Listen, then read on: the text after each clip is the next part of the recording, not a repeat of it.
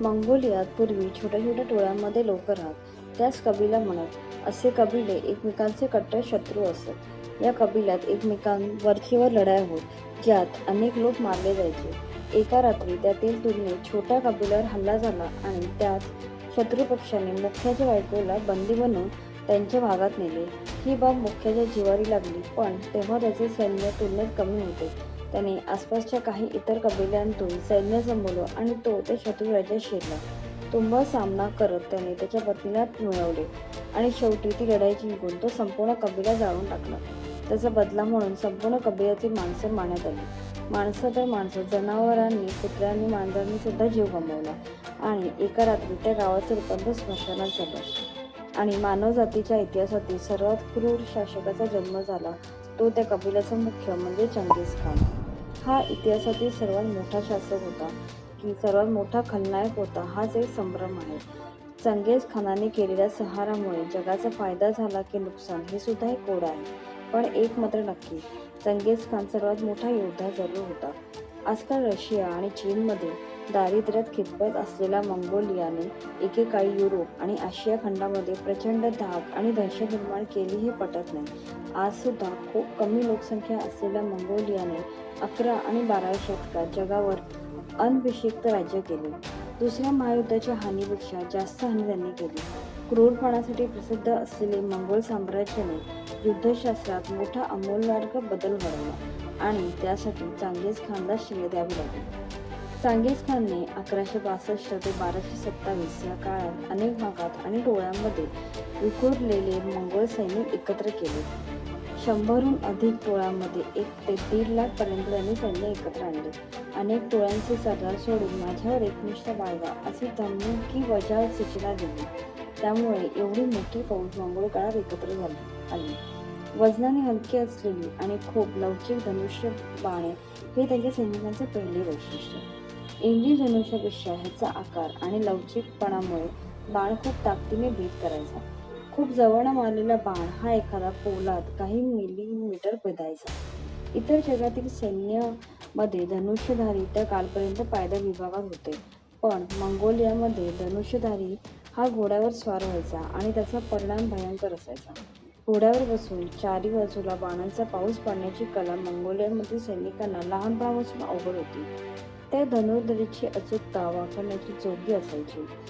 एखाद्या शत्रूला वेढा टाकून घेरायचे आणि लांबून त्याचे पहिलं पराधी सैनिक आणि इतर जनावरांना नेस्तनाबूत करायचे, अशी त्यांची योजना असायची.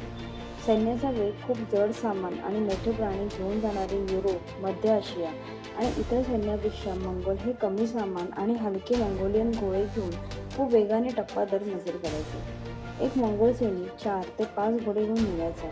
मंगोलियामध्ये घोड्यांचे सुकाळ. सतत घोडे बदलत हे सैन्य 100 मैल म्हणजे 150 किलोमीटर एका दिवसात कापायचे. त्यामुळे शत्रुपक्षाचे हेरखाते निकामी व्हायचे. शत्रुपक्षाला पहिली बातमी यायच्या अगोदर मंगोल दारावर असायचे. प्रशिक्षण शेतीचा अभाव त्यामुळे शिकारीवर जास्त अवलंबून असलेल्या मंगोलियन टोळ्यांना लहानपणापासून घोड्याचे शिक्षण असायचे आणि शिकारीसाठी अनेक हत्याराचा उपयोग अंगवणी असायचा. मंगोल सेना मुळात भटकी जमात, त्यामुळे शेती व त्यावर आधारित अन्नधान्य ह्याच्याशी त्यांचा संबंध कमीच. मंगोल टोळ्या त्यांच्यासोबत घोडे, शेळी, याक, उंट सारखे तत्सम प्राण्यांचे कळप बाळगत. त्यामुळे युद्धावर जाताना सदर प्राण्यांचे सुकवलेले मांस, घोड्यांच्या दुधापासून तयार केलेले चीजसारखा पदार्थ यावर त्यांची मादार असे. त्याचबरोबर शिकारी मारलेले ससे, हरण, मासे यावरही ती गुजराण करत. प्रसंगी घोड्याचे मांसही खात. मंगोल घोडे न थकता मैलच्या मैल अंतर सहज चालायचे. आज पण जगात हे घोडे प्रसिद्ध आहेत. म्हणूनच 12व्या शतकात मंगोलियापासून रशियापर्यंत सारा प्रदेश फक्त घोडेस्वारांनी पादांचाल करणारा चंगीझ खान हा इतिहासकारांचा अभ्यास तर सामान्य माणसाच्या आश्चर्याचा विषय ठरतो. दृढ इच्छाशक्ती असलेली व्यक्ती एक विशाल साम्राज्य कसे निर्माण करू शकते हे त्याच्या चरित्रानं कळते. चंगीझ खान हा मंगोलियाचा राष्ट्रीय निर्माता आहे. त्याने सर्व मंगोल लोकांना आणि त्यांच्या टोळ्यांना एकत्र आणले. जगाच्या दृष्टीने त्यांनी काही चांगले केले नसेल, पण त्यांनी मंगोलिया घडवला. त्यामुळे मंगोलियन लोक त्याचे कायम ऋणी राहतील. तो हिमती, उत्साही आणि धाडसी होता. त्याने माणसे घडवली आणि त्यांच्यातही कर्तृत्व जागे केले. त्यामुळे त्याला जीवाला जीव देणारी माणसे मिळाली. चंगीझ खानचा जन्म मंगोलिया आणि सायबेरिया या देशाच्या सीमेलगतच्या भागात 1962 साली झाला. चंगीझ खान आधीपासूनच चंगीझ खान नव्हता. त्याचं खरं नाव तैमुरचिन होतं. त्याचे वडील एका कबिलाचे सरदार होते आणि एका स्वारीच्या वेळी त्यांनी एका स्त्रीला अपहरण करून आपल्या कबिलात आणलं आणि तिच्याशी जबरदस्ती विवाह केला आणि त्यांना झालेलं मूल म्हणजेच तैमुजीन अर्थात चंगीझ खान. असं म्हणतात की हे बाळ जन्माला आलं तेव्हा त्याच्या हातात रक्ताच्या गाठी होत्या. ही बाब साधारण होती की बाळाचे बाळ पाळण्यात दिसतात या उक्तीप्रमाणे भविष्याचा एखादा संकेत होती हे त्यावेळी कोणाला कळलं नाही. चंगीझ खानने पुढे अनेक हत्या केल्या पण त्या हत्यांची सुरुवात झाली होती वयाच्या 8व्या वर्षी. त्याचा स्वभाव फार रागीट होता. एका दिवशी तो घरी परतू लागला आणि रस्त्यात एका झाडाखाली त्याचा सावत्र भाऊ दिसला. मोठ्या भावाने त्याने आणलेले मासे त्याला न विचारता चोरून खाल्ले. हे तैमुजीनने पाहिले आणि रागाच्या भरात हातातला भाला भावाच्या छातीत घुसवला. ही चंगीझ खानने केलेली पहिली हत्या. चंगीझ खानला लहानपणापासून त्याला युद्ध आणि लढाई या विषयांप्रती आकर्षण होते. त्याने लवकरच युद्धाचं प्रशिक्षण घ्यायला सुरुवात केली होती. लहान वयातच तो तलवारबाजी आणि घोडेस्वारी शिकला. जवळपासच्या भागातच छोट्या मोठ्या लढाई करून त्याने सुरुवात केली होती. त्याच्याकडे संघटन कौशल्य चांगलं असल्याने त्याने काही इतर कबिलांना आपलं सामावून घेतलं होतं आणि अशा प्रकारे त्याने सैन्य बळकट केलं होतं. अनेक शासकांची सुरुवात त्याच्या तारुण्यात होते पण चंगीझ खानचा चंगीझ खान होण्याचा प्रवास सुरू झाला 1202 पासून, ज्यावेळी त्याने 50शी पदार्पण केलं होतं. तोवर त्याने फक्त आसपासचे प्रदेश हस्तगत केले होते आणि आता कबिले जाऊन चंगीझ खानाचं मंगोल नामक राज्य निर्माण झालं होतं. त्याचं पुरेसं सैन्यही होतं आणि अनुभव सुद्धा मजबूत होता. आता त्याने पूर्ण ताकदीनिशी आणि तयारीनिशी प्रदेश विस्ताराचा विडा हाती घेतला होता. चंगीझ खानच्या राज्यात शिक्षा देण्यासाठी एक विशिष्ट पद्धत होती. बैलगाडी किंवा कुठल्याही वाहनाचं चाक घेतलं जाईल आणि त्या चाकासमोर व्यक्तीला उभं करण्यात येईल. जो व्यक्ती चाकाच्या उंची इतका किंवा त्यापेक्षा कमी भरेल त्याला सोडलं जाईल आणि जो व्यक्ती चाकापेक्षा उंच भरेल त्याचा त्याच वेळी शिरशित केलं जात असे. या शिक्षेत शक्यतो लहान मुलेच वाचत आणि काही प्रमाणात महिला, बहुतेक करून पुरुष यात मारले जात असत. आणि हे फक्त शत्रू पक्षाचे सैनिकच नसत तर जो प्रांत जिंकला आहे किंवा ज्या प्रांतावर स्वारी केली आहे त्या प्रांतातील रहिवासी सामान्य जनता सुद्धा असेल. बेफाम घोडेस्वारी करून अचूक नेमबाजी व तलवारबाजी व सैन्य तरबेज होते. चीनवर स्वारी करून 20,000 सैन्याने 80,000 सैन्याचा पराभव केला. या युद्धात संपूर्ण चीनमध्ये 3 मोठी साम्राज्य व इतर अनेक छोटी राज्ये होती.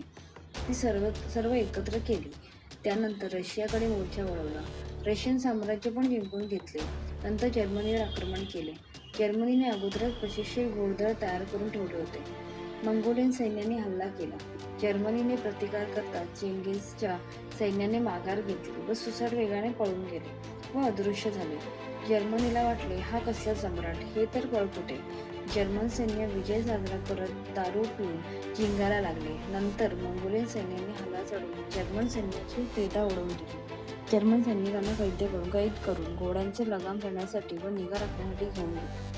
पश्चिम आशियावर हल्ला करून सर्व देश जिंकून घेतले. अफगाणिस्ताननंतर इराणवर हल्ला केला. पुढे इजिप्तपर्यंत सर्व प्रदेश त्यांनी जिंकून घेतला. फक्त इंग्लंड खाडीच्या पलीकडे असल्याने वाचले. एका मुलाला त्यांनी चीनचे राज्य दिले, दुसऱ्याला रशियाचे राज्य दिले, तिसऱ्याला अरबस्तानात राज्य दिले. ह्यात तो तंबूतच राहत होता. राजवाडा काही बांधला नाही. चंगीझ खान मुसलमान नव्हता. चंगीझ म्हणजे मोठा योद्धा व खान म्हणजे शासक. हे मंगोलियन नाव आहे. कोणत्याही धर्मावर त्याने जबरदस्ती केली नाही, परंतु फितूर लोक आपले असो किंवा शत्रू पक्षातून आलेले त्यांना तो देहदंडाची इच्छा करत असे. आयुष्यभर तो तंबूतच राहत होता. राजवाडा काही बांधला नाही. 13व्या शतकात त्यावेळी इराणची एकूण लोकसंख्या 25 लाख इतकी होती.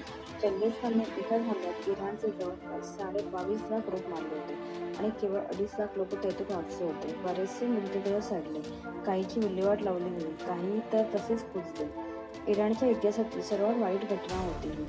जितकी लोकसंख्या मारली गेली होती तितकी पुन्हा प्रस्थापित व्हायला इराणला 500 वर्षे लागली. हा इतिहासातील सर्वात भयानक नरसंहार होता.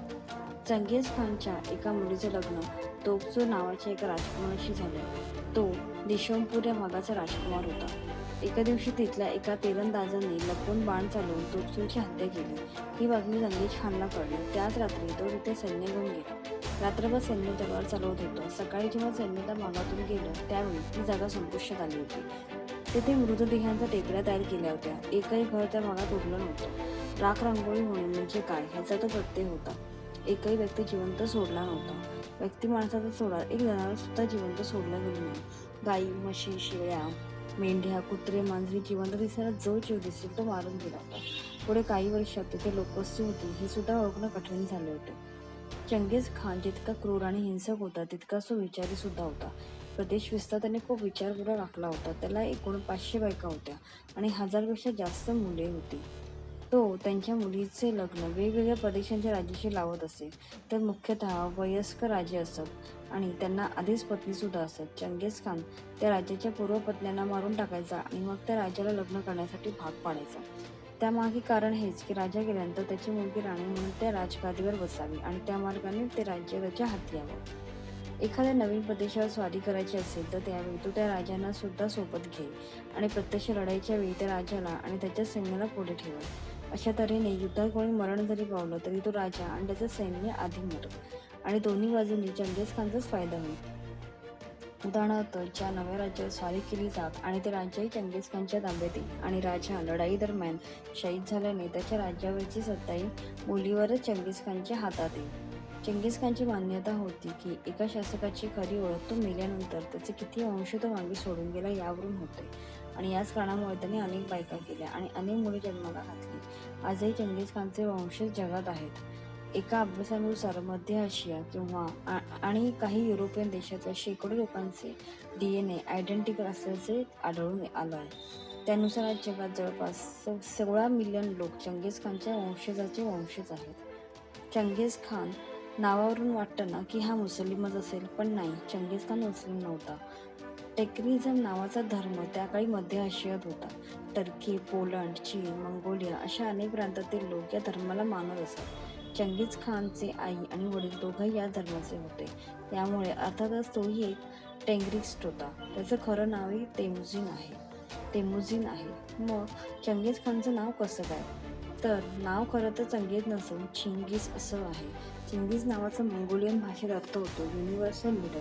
त्याचं वाढतं साम्राज्य बघून त्याला चिंगीज ही उपाधी दिली गेलेली आहे. त्याचा अपभ्रंश होऊन पुढे चंगेज असा झाला. खान या नावाचा मंगोलियन भाषेत रुलर म्हणजे शासक या अर्थाने केला जातो. तेही खान नसून काहन असा आहे. त्या काळी जो व्यक्ती यशस्वी शासक व्हायचा त्याला काहन ही उपाधी दिली जायची. जिचाही पुढे जाऊन अपभ्रंश खान असा झाला आणि चंगेज खान हे नाव पडलं. या नावाचा अर्थ जगावर राज्य करणारा असा होतो. अनेक लोकांना सुरुवातीला असं वाटत की चंगेज खान मुघल होता, पण नाही, तो मुघल नसून मंगोलियन शासक होता.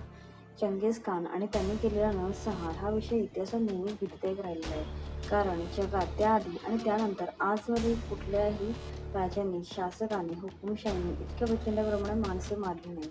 इराणवर ज्यावेळी चंगेज खानने हल्ला केला होता त्यावेळी इतका अमानवी संहार झाला होता की कोणी स्वप्नातही विचार केला नसेल.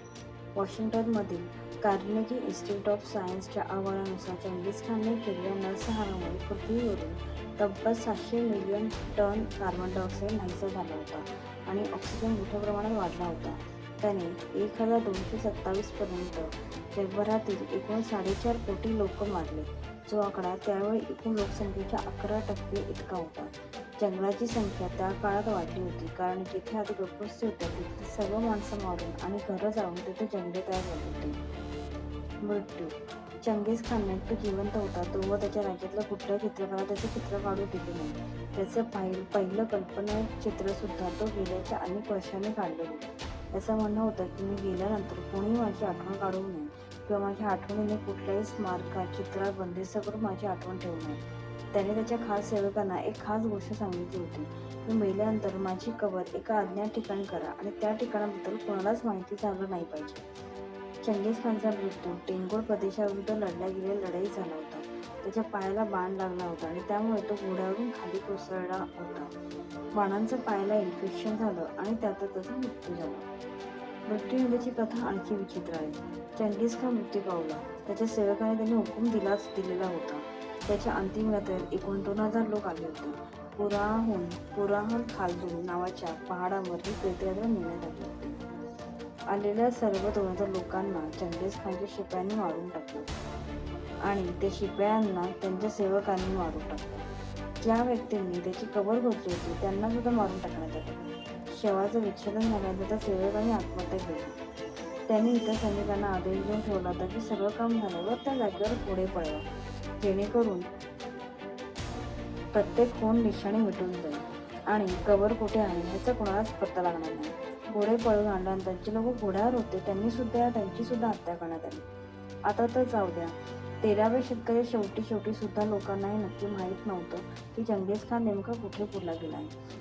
एका प्राचीन मंगोलियन कागदपत्रानुसार चंगेज खान ज्या ठिकाणी मृत्यू पावला त्याच ठिकाणी त्याला पुरण्यात आला आहे आणि मंगोलियाने त्यांचं प्रेत आणलं गेलंच नाहीये. मंगोलिया त्याचं प्रेत आणलं गेलंच नाहीये.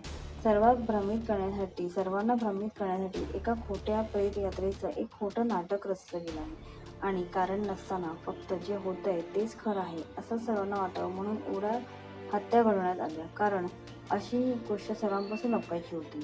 पण थोडक्यात काय तर चंगेज खानाचे हवं होतं तेच झालं आणि त्याचा मृत्यू एक गुढ बनून गेलेला आहे.